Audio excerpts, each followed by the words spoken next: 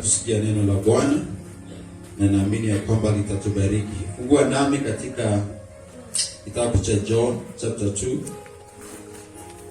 John chapter 2. Kuna hadithi nzuri iko mahali pale na tumewahi isikia. Leo nataka kuzungumza kuhusu mama mmoja, and of course maybe a few others finding time, but I want to be a bit short today. But specifically speak on one mother, on one lady, ambaye is a blessing to us, kwa sababu alikubali kubeba mtoto Yesu ambaye ni mkombozi wa ulimwengu mzima. Mtoto Yesu, Bwana asifiwe sana. Na huyo mama ninayeongea ni kuhusu mama ya Yesu. So if I was to give the message, my message title ningesema from the mother of Jesus. Ujumbe wetu ni kutoka kwa mama wake Yesu. Bwana asifiwe sana. So kama vile tumesema hapo na tukawisha ama tukafurahia wamama walio mahali hapa, it's a special day.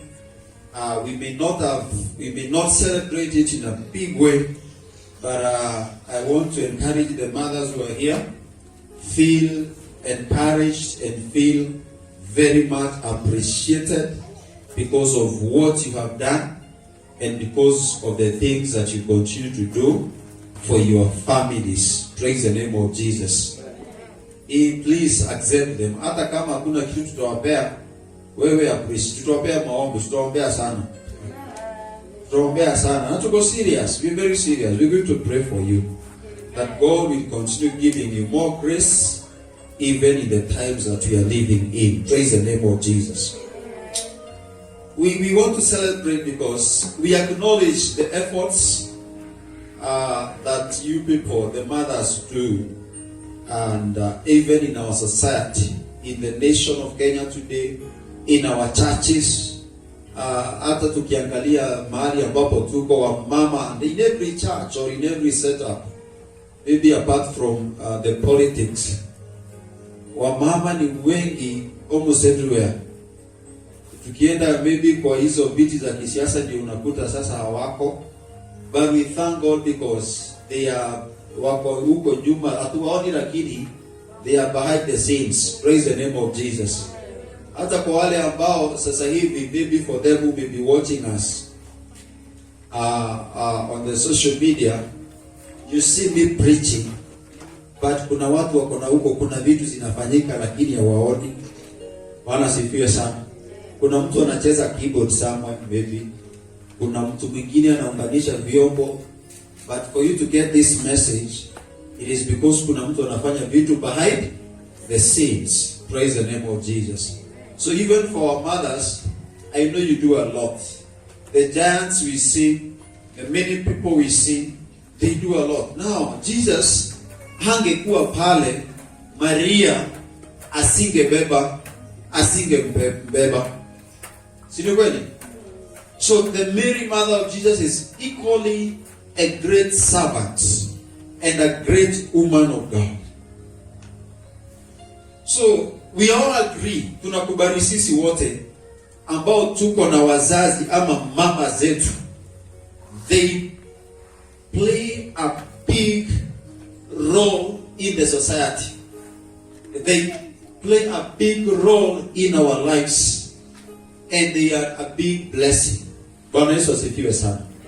Wazazi wetu ni baraka kubwa. And I thank God ya kwamba wale most of you ambao mmesimama hapa kama wamama, nashukuru ya kwamba pia mko na mama zenu. Bwana Yesu asifiwe sana. So you can also bless them, and you can also pray for them, and also encourage them, because for real they are a big blessing. Moja kauliza, nani kama mama? Praise the name of Jesus. Hakuna, honestly, we are grateful to God for all of you. Now the Bible says, and there's a story that Jesus, okay, in the book of John chapter 2 from verse 1, on the third day, a wedding took place at Cana in Galilee, and Jesus' mother was there. Bwana asifiwe sana. Now, mwandishi wa kitabu kuna kitu anajaribu kuonyesha hapa, kwa sababu hajaanza katika introduction ya Jesus.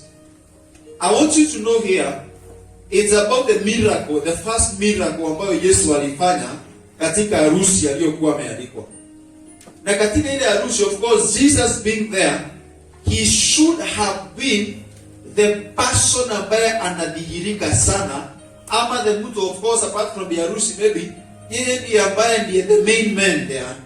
But then the author of this scripture, of course, anajaribu kutuambia kwamba Yesu mama yake Yesu alikuwa pale. Of course ametaja Yesu, but kila anajaribu kutuonyesha ni mama yake ya Yesu. So Jesus' mother was there. So the aspect of Jesus' mother being there, kuna uzito mkubwa ambao unadhihirika, ama kuna significance kubwa ya Yesu akiwa mama, ya mother akiwa mama ya Yesu, itakayokuja kudhihirika pale. And the scripture continues to say, and Jesus and his disciples had also been invited to the wedding. When the wine was gone, Jesus' mother said to him, they have no more wine. Yesu akagundua ya kwamba, mama ya Yesu akajua ya kwamba the wine, divai ambayo watu walikuwa na kunywa wakisherehekea katika ile harusi, haipo tena, imeisha. And immediately the Bible says, Jesus' mother, he went to Jesus and he told Jesus, hakuna. I want you to see a miracle here. Of course, the miracle is Jesus baadaye alikuja akafanya the water to be wine. But the miracle here is the presence of Mary, mother of Jesus. Uwepo wa Yesu, Maria ama Mariamu, Yesu kukua pale in itself was a miracle. Bwana sifiwe sana. Huyu mama kukua pale ulikuwa ni muujiza. Kwa sababu gani? Kama hangekuwa pale, huenda hawangejua ya kwamba kunaye ambaye ako na uwezo wa kufanya muujiza wa kubadilisha maji kukuwa divine. Bwana sifiwe sana. Jambo lingine ni ya kwamba Mariamu asingekuwa pale, mama yake Yesu asingekuwa pale, huenda hakuna mtu angekuwa na ujasiri wa kumwambia divai imeisha. Huenda hakuna mtu angemwambia. Praise the name of Jesus. Lakini Mariamu alikuwa pale na akamwambia, unajua ni aje, imeisha. Two very important things. Bwana sifiwe sana. Na sisi ambao tuko hapa tunapoongea kuhusu wamama, siku ya wamama, I want us to learn something from this mother, Mary, mother of Jesus. And some of the things about, maybe before I finish, I'll be telling us maybe about 3 things that we need to learn from mothers, or that mothers need to give to their children. Na sisi ambao tuko hapa kanisa na wanaonisikiza pale, we all learn of the great lessons. Sisi wote tumesoma the great lessons from the mothers in our lives. Bwana sifiwe sana. Na ninaposema hii na mambo hili ambayo nimesema hapo nyuma, nataka wewe uliye mama mahali hapa na sisi wote tulio mahali hapa tuweze kuelewa the importance, ama the grace, the blessing, the miracle that God ametupatia kupitia wamama walio katika maisha yetu, na pia wamama walio mahali hapa. Bwana Yesu asifiwe sana. Na tunasema vipi? Ya kwamba wamama tumesoma ama tumejifunza lessons mingi sana katika maisha yetu.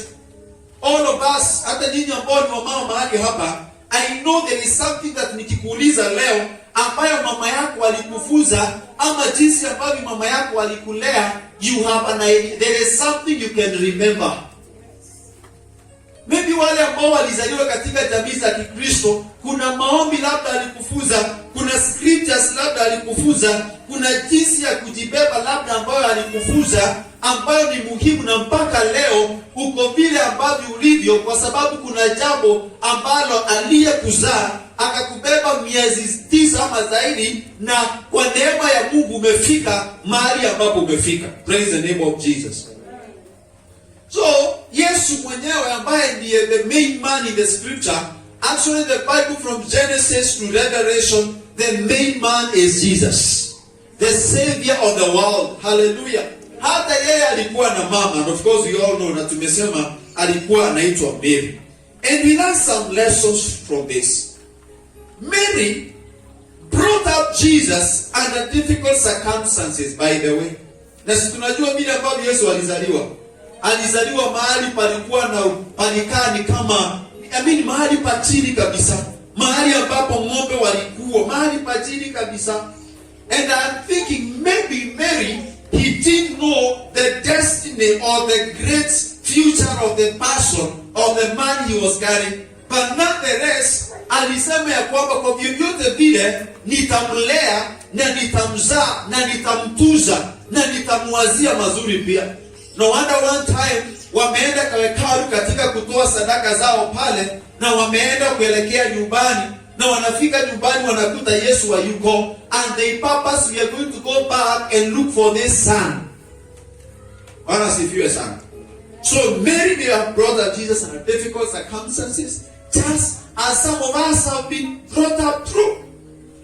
Kuna watu wamelelewa katika hali mzito na hali ngumu, lakini nashukuru kuna mfano ambao tunapata ya kwamba Yesu kuzaliwa kwa hori la ng'ombe haikumaanisha kwamba hatakuwa mfalme wa ulimwengu. Bwana Yesu asifiwe sana.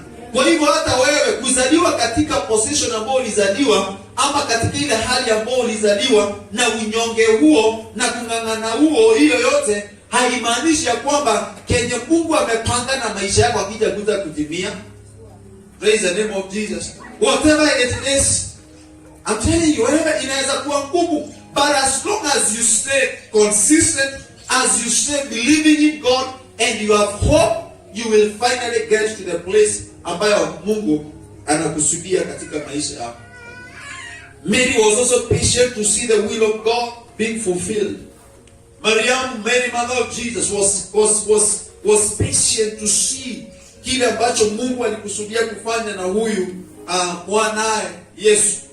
Sometimes he went up the cross, he was being crucified, and Mary is there. There's nothing aweza kufanya, lakini alikuwa anajua hii maneno yote inafanyika kwa sababu kuna kile ambacho huyu mwanangu Yesu anataka kufanya, ama kitakachofanyika baada ya hii, na kilichokuwa kinafanyika ni ya kwamba he was to be the savior of the whole world. Praise the name of Jesus. Kuna mwimbaji aliimba sana unaimba wakati wa Christmas, Mary, did you know that your son Jesus will be the savior of the whole world? Bwana asifiwe sana. Mary, did you know that your son Jesus will come to save the world? Bwana asifiwe sana. Can I talk to some mothers who are here? Wewe mama uliye mahali hapa, unajua mtoto wako atakuja labda kuokoa jamii yenu yote. Bwana asifiwe sana. Unajua mtoto wako atakuja kukuokolea. Si uwe na imani kama hiyo. Bwana asifiwe sana. Kama Yesu vile alizaliwa na ikakuwa ni ngumu, alikuja kuwa kiongozi na mfalme na savior ulimwengu mzima, hata wako. Praise the name of Jesus. Even your daughter, even your son, just believe, do your part as a parent, do your part as a mother or as a father. And that son, that child, one day, Bwana sifiwe sana, atakuja kuwa the greatest businessman around or wherever he will be, or a leader, a great leader, a great servant of God, a great person that God intended them to be. So ni lazima wewe ufanye sehemu yako, kama vile Maria alivyofanya sehemu yake ya kukuza huyu mtoto. You can imagine kama Maria alimzaa alafu akatupa, angekuaje? Praise the name of Jesus. So another thing about Mary is that they had a good relationship with her son, Jesus. The reason as to why the miracle ya Yesu ilifanyika that divai imeisha pale Kana of Galilee, na Yesu kwa sababu ako pale na mada yake ako pale, akaenda akawaambia vile hali ilivyo. That was a relationship that had been created. Hakukuwa na zile ya kwamba mama ni mkali sana ama mwana hayuko na shughuli za baba za mama kwa sababu sasa yeye ni the king, ni mkubwa. Hapana. There was a relationship that was created there. Praise the name of Jesus. One of the things that Mary is teaching us, and we all can agree, it is that motherhood, it is not for the weak. Oh, Mama Mulio Hapa, I know you can tell this, and I want to encourage you also. It is not for the weak, it is for the strong. Kukua mama, kama vile ambavyo tulitakiwa tukauliza nani kama mama? Hakuna. Apart from Jesus. Praise, of course, you get the context. Praise the name of Jesus. Many learned, or he learned that God's plan is greater than our plans. Wakati Yesu amezaliwa na amepitia mazito, na pia ako pale msalabani na Maria anamuona, kuna jambo hakufanya. Hata kama alijaribu kumlilia, hata kama alijaribu he was just patient enough. Kwa sababu at the end of the day, the will of God or the purpose of God, it is greater than our plans. It is greater than our thinking. Bwana sifiwe sana. You know, there are some parents ambao wakipata watoto na wanawakuza vizuri na wanapeleka shule vizuri, inafika mahali pa kwenda college, wanaambia enda ufanye this course, lazima ufanye, lazima ukuwe daktari, lazima ukuwe mwalimu. Na maybe God has wired the destiny of this child to be a servant of God somewhere. Wataenda wazifanye, na mwingine atasema mtoto aseme mimi nataka kufanya kazi ya huduma, mzazi anasema no, this is not what I've been training you to do. Sijalipa school fees hiyo miaka yote ukakuwe mhuduma, atukakuwe mchungaji ama muimbaji ama nini. No. Let me tell you, parents, the destiny or the plan, the greater plan of God, it is always greater, and it should be greater than our plans. And that is why it is vizuri to leave all our plans to God. Kuachilia watoto kwake Mungu, ndiposa Mungu awaelekeze. Of course you have a position to lead them, yes, to guide them rather, but let the will of God carry the day. Bwana Yesu asifiwe sana. Ukienda katika Proverbs chapter 31. Proverbs 31 and verse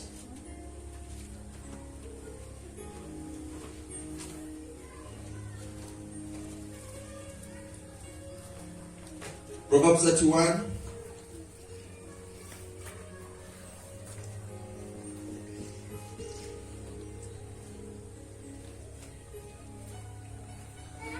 from verse 29. Hii ni scripture inayoongea kuhusu mwanamke au mama aliye na maadili mema. Mama aliye na maadili mema. Biblia inasema katika mstari wa 25 na 29, many women do noble things, but you surpass them all.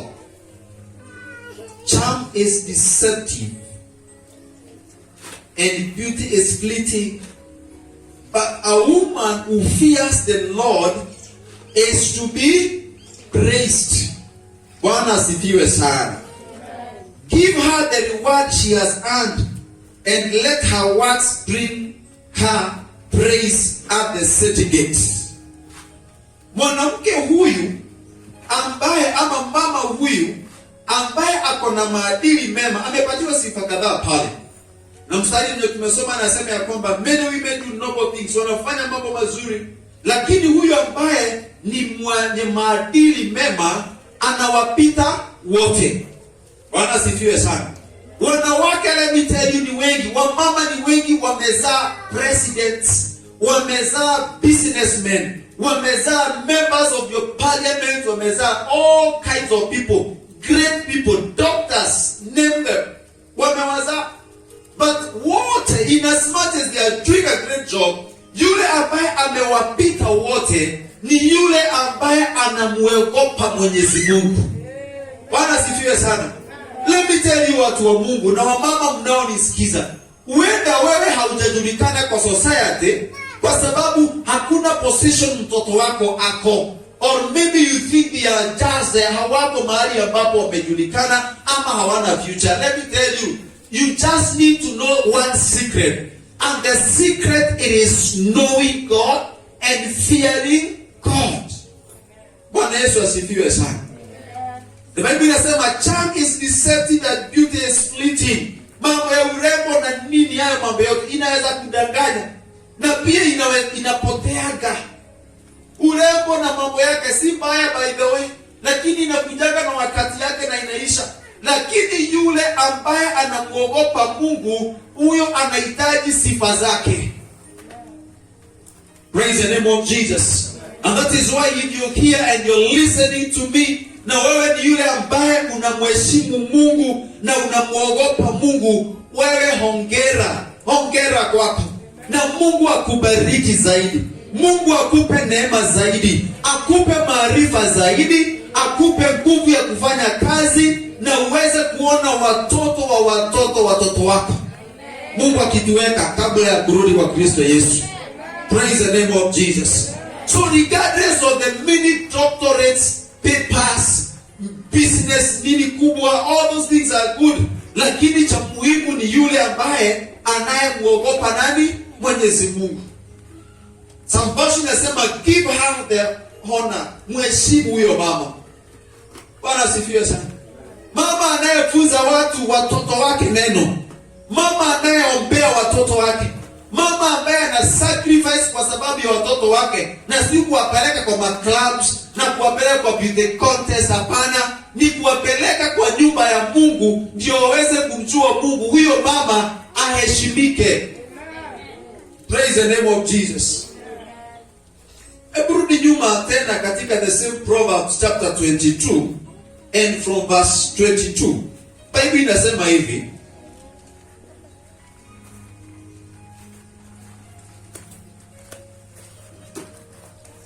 Proverbs 23 and verse 22. Listen to your father who gave you life, and do not despise your mother when she is old. Bwana asifiwe sana. Sikiza baba yako ambaye alikupatia uhai ama maisha, na usidharau mama yako akizeeka. Na hii kitu ninafanyikaga siku hizi. Mungu atusaidie. Ya kwamba mama, wewe ukishajua sasa umezeeka ama umekuwa sasa wewe makamasi utolewi tena na nguo ufuliwi tena, sasa unafikiria sasa umesoma ama umesonga mbele zaidi kuliko mzazi ama kuliko mama. Let me tell you, the Bible inasema nini? Do not despise your mother when she is old. Usimdharau mama yako wakati amefanya nini? Amezeeka. Na regardless, of course, literally speaking, your mother is older than you. So hata kama hajazeeka kile kiwango unafikiria kuzeeka kwenye tunasema, already she's old and there's a place of her. And umeokoka ama hujaokoka, umemjua Mungu ama hapana, Biblia inakataa. Bwana sifiwe sana. Inakataa. So lazima uchunge vizuri sana na ukuwe mwakinifu sana, usiweze kupea yeye dharau ya aina yote. Now let me continue to read. Buy the truth and do not sell it. Get wisdom, discipline and understanding. The father of a righteous man has great joy. He who has a wise son delights in him. Praise the name of Jesus. May your father and mother be glad. May she who gave you birth rejoice. Yule aliyekuzaa, he who gave you birth, aliyekuzaa afurahie maisha. Mungu atusaidie sisi wote tunaosikiza. Mungu atubariki, abariki kazi za mikono zetu, ya kwamba iwapo mama wetu wako, we can do something for them, we can be a blessing to them. Bwana Yesu asifiwe sana. Because the Bible inasema ya kwamba let them be happy, they should rejoice. Praise the name of Jesus. Another scripture in the same Proverbs. The same Proverbs.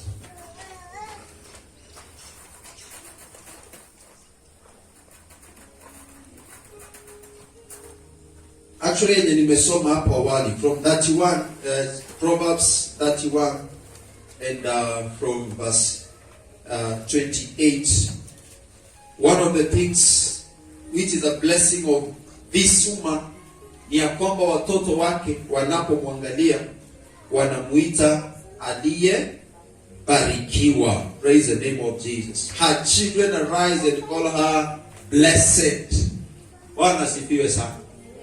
I hope, I believe, I trust God ya kwamba sisi mahali ambapo tuko tunaweza tukaangalia wazazi wetu, wamama waliotuzaa, and we can see blessings through them. Praise the name of Jesus.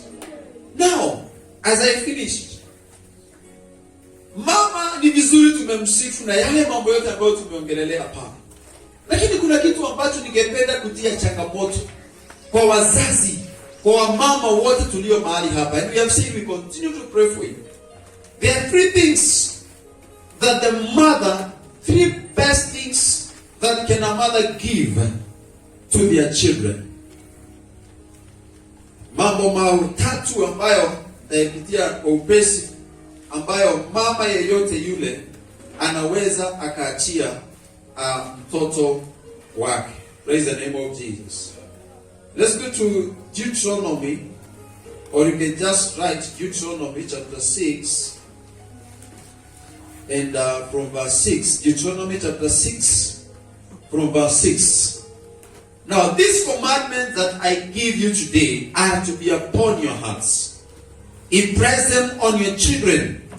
Talk about them when you sit at home and when you walk along the road, when you lie down and when you get up.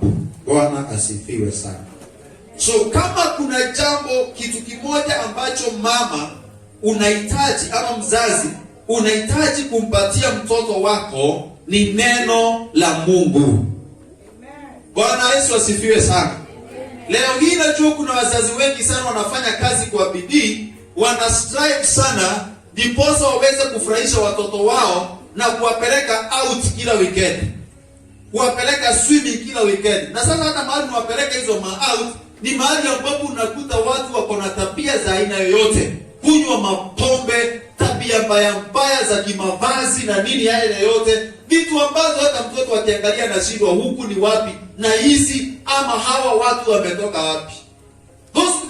Hizo ndizo vitu watu wanafurahia na kuwanunulia vitu za kuwapotosha watoto. And out of all that, hakuna mahali ambapo mzazi majority, sisemi wote, majority, hakuna mahali ambapo mzazi anafikiria kuhusu what can I live for eternity, what can I give ambayo mtoto huyu wangu atakaa nayo leo na siku zote za maisha yake, hata wakati sitakuwa. Na ndiposa the Bible is saying this, that the commandments, one of the things tunahitaji kuweka, it is to impress on the children, on our children. Tuongee na wao kuhusu kile ambacho ama kuhusu neno la Mungu, lile ambalo tumelijua tukitembea, tukiwa tumeketi, tukiwa mahali popote, ni lazima tuiweke neno la Mungu kwa watoto wetu. Bwana Yesu asifiwe sana. That's the best, number one best gift that you can give to your children. Number two, Proverbs 31, turudi kwa Proverbs 31. Proverbs 31 and verse 26. Bible inasema, she speaks with wisdom and faithful instructions is on her tongue. Mama huyu anaongea hekima na maadili ama mwongozo ulio na uaminifu uko kwa ulimi wake. So number 2 is wisdom and kindness. Tunahitaji kupatia watoto wetu hekima. Bwana asifiwe sana. Mahali popote ambapo tupo tukiongea na watoto wetu, inaweza kuwa ni mahali kuna mgogoro wa aina yoyote, but let you have wisdom. Huo mgogoro ukitokea, jua jinsi ambavyo utaiweka kwa watoto wale, kwa sababu ni lazima waweze kusoma hekima kutokana na wazazi, kutokana na mama. Bwana asifiwe sana. Juzi nimeona ka clip fulani kamewekwa mahali ambapo mtoto, mama na baba wako hapa. Mama ako side hii na watoto na baba kwa pande hii, alafu watoto wako hapo katikati. Alafu I don't know walisema aje, walikuwa nataka kuonyesha watoto watafuata nani. Alafu mmoja akasema want to go. So after want to go, mama akimbia upande huo na baba akimbia upande huo. Sasa wakati watoto wamebaki pale, watoto wameshindwa, wanashindwa twende kwa baba ama twende kwa mama. Kwa baba wote wakaenda kwa mama. Na ikarudiwa mara ya pili. 1 2 go. Watoto sasa hii ya pili hawakuchanganyikiwa, wote walikimbia kwa mama. Baba amekimbia peke yake. Ya tatu, wakati ya tatu ilifika, ikasemekana 1 2 go. Watoto tena wakafuata nani? Mama. Na baba kwenda hivi. Baba alikuwa anajua vile wanaenda. Baba akasema mtajua hamjui. Vile walikuwa wanafuata akawashika akaenda na wao. What am I trying to wake up? It is that these children, they follow so nani? Watafuatilia upande wa mama sana. They will follow because kuna attachment. So wisdom ambayo unahitaji kuongea, ongea kwa watoto. Praise the name of Jesus. Talk to them. Lastly, it is the right way. Funza watoto njia nzuri. Praise the name of Jesus. Proverbs chapter 22, maybe is our last scripture, and then we're going to finish. Proverbs 22 and verse 6. Train a child in the way he should go, and when he is old, he will not turn from it. Train up a child. Kenya tusikie hii. Wazazi Rongai tusikie hii. Train up a child in the ways of the Lord. Na hata akizeeka akae kupotea, kuna mbegu iliyopandwa, na mwimbaji mmoja akaimba hivyo akasema, mbegu ya Bwana haifi. Amen. Mbegu ya Bwana haikufi. Inaweza kaa ni kama imepotea, lakini iko huko chini, itamea tena. Haijang'olewa. So watoto tuwafunze njia za Mungu. Train them up in the ways of the Lord. That is the gift you can give children as a mother. Juzi kuna story imekuja kwa TV. Listen to this. This story ilikuwa ni hao ambao walikuwa na wao majambazi ambao wanaenda kuvunja mali za nyumba za watu, biashara za watu. So huyu mwanahabari akauliza huyu mmoja, huyu ambaye ni jambazi, na nikuulize, ni nini likumotivate kwa hii mambo ya wizi? Kwa sababu anasema yeye ameua watu na mabunduki, amefanya nini? Ni nini inakumotivate ama nini ili kuchochea wewe kuweza kufanya kuingia kwa hii? Unajua alisema nini? Alisema siku moja akiwa shule alienda akaiba pesa. Ilikuwa pesa 1000 kadhaa. Baada ya kuiba hizo pesa akashikwa shule na mama yake akaitwa shule. Mama yake mzazi akaitwa shule. Wakati alienda shule akaambiwa, kijana yako tumemshika, ameiba hii pesa kiwango fulani, na hiyo story iko hivi. Mzazi wa mama wa ile kijana akasema, hapana, huyu mtoto wangu, hiyo pesa ni yangu. Unanipata? Hiyo pesa, na kumbuka kijana alikuwa ameiba. Akasema hiyo pesa ni yangu. So hiyo story ikakuwa ngumu. I think kwa walimu ilikuwa ngumu. Lakini huyu jamaa anasema wakati mama yake, kijana anajua ni kuiba, ameiba pesa. Mama yake amekuja akasema hiyo pesa ni yangu, si ati ameiba, ni yangu. So kijana akakuwa akajua kama mama amenifunikia hii, amesema ni yake, na mimi ni kuiba, nimeiba. Kwa hivyo hiki tunafanya, mama yangu amefanya nini? Ameipitisha, iko sawa. Na anasema kutoka hiyo siku hajawahi rudi nyuma katika hiyo wizi. Hajawahi rudi nyuma kwa sababu mama yake alimwonyesha hii kitu iko tu sawa. Hii ni sawa, endelea mtoto wangu. So let me tell us this, parents and mothers, let us teach our children the right way. And that's a gift, the best gift unaweza ukapatia watoto wako.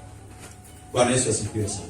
So tunapo celebrate, mara mingi mtu celebrate kwa sababu ya nini? Ya ushindi. Huwezi kuta mtu kwa barabara iwanzi kumcelebrate tu hivi na hujui ni nini. Unamcelebrate kwa sababu ya ile achievement unajua amefanya. I know you all have done many achievements at one point or another. Let us do the best. And let us ask God to help us to be the best parents. None of us is the best parent, but by the help of God, kwa uwezo wa Mungu, kwa msaada wake Mungu, tunaweza kuwa wazazi bora. Praise the name of Jesus. Even for the youth who are here, you are older than your brother mdogo. Train them. Let them know the best ways or the good routes that you know. Njia nzuri unazozijua, elekeza kwa wadogo. Bwana Yesu asifiwe sana. And by us doing that, tutamfurahisha Mwenyezi Mungu. Naomba tusimame. I want us to pray. And for every one of us who is here, I want us to speak a blessing to the mothers who are here. Let's speak a blessing to the mothers who are here, and you speak God's protection upon them. Tuombe zaidi neno la Mungu katika maisha ya kila mmoja wao katika jina la Yesu. Baba, nakushukuru asubuhi ya leo. Ni asante kwa sababu ya neema yako na wema wako na uaminifu wako, mfalme wa amani, katika jina la Yesu Kristo.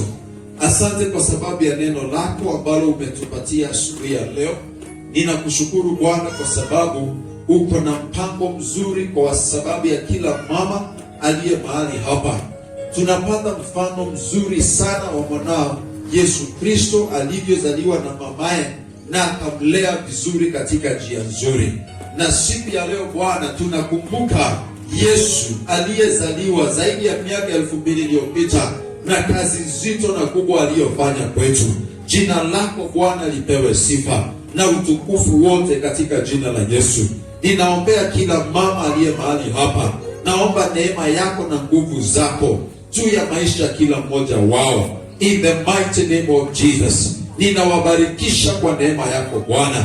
Chochote wafanyacho Bwana kikabarikiwe. Kazi ya mikono yao ikabarikiwe. Katika hali ya kulea watoto wao, Mungu wa amani, ninaomba katika jina la Yesu Kristo, ukawabariki, ukawape nguvu, ukawape amani, neema yako ikazidi juu ya maisha yao. In the mighty name of Jesus, we give all the praise and we give all the glory. Katika msimu huu ambao pia watoto wanapoenda kurudi shule, najua jukumu kubwa ambalo wamama wanakuwa nalo kwa sababu ya watoto. Mungu wape neema zaidi. In the name of Jesus, ukawape nguvu wakati wamechoka, ukawape neema wakati wako chini, ukawape faraja wakati wamepotezewa.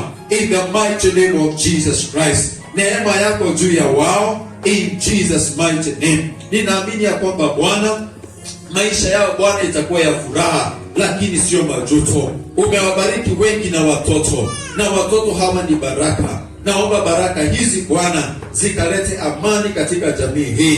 In the name of Jesus. Wengi wanaweza kuwa wamepoteza matumaini na watoto wao kutoka siku ya leo. Naomba neema mpya. In the name of Jesus Christ. Neema mpya. In Jesus name. Ukabariki na kuponya watoto wao, wakafurahie maisha mazuri katika wewe, na baraka ambazo utaachilia juu ya watoto wao. In the mighty name of Jesus. Asante Bwana kwa sababu wewe ni mwaminifu na wewe ni Mungu mwenye utukufu. Pokea sifa zote, na ni katika jina la Kristo Yesu tumeomba na tumeamini.